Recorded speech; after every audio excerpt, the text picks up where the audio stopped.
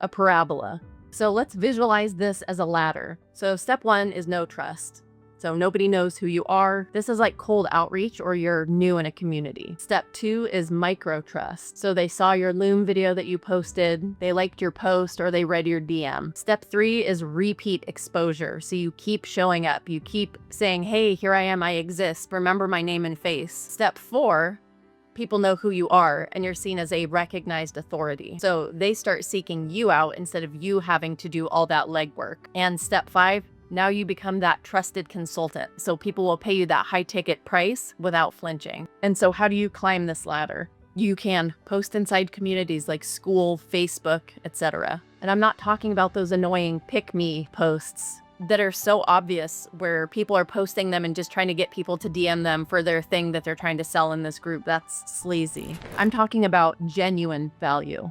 Like, what's something cool that you learned or built? What's something that the people in the community have been struggling with that you can give them for free to help them solve their problems? Give away that free value and you're just stacking money in your future trust account. So share your builds, your thoughts, frameworks. When you can make people's lives easier and take away their problems and pain points, they will learn to associate you with solutions. So create short Loom videos explaining workflows or use cases, and talk through like what your thought process was and how you solved the problem. Anybody can copy a template and repost it in a group and say they made it.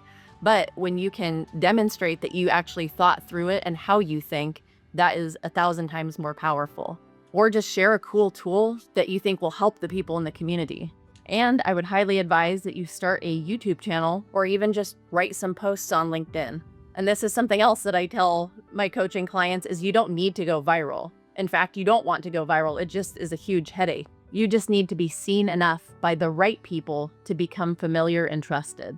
And that's actually a psychological effect called the mere exposure effect. So people trust what they see more often. And over time, that exposure equals trust equals pricing power. So quick story, early on when I started creating content on YouTube, I landed a 4-figure client based on an inventory system video that I had posted. And there was really no pitching required because he had already seen the exact thing that he needed me to build. So the content built enough trust to make the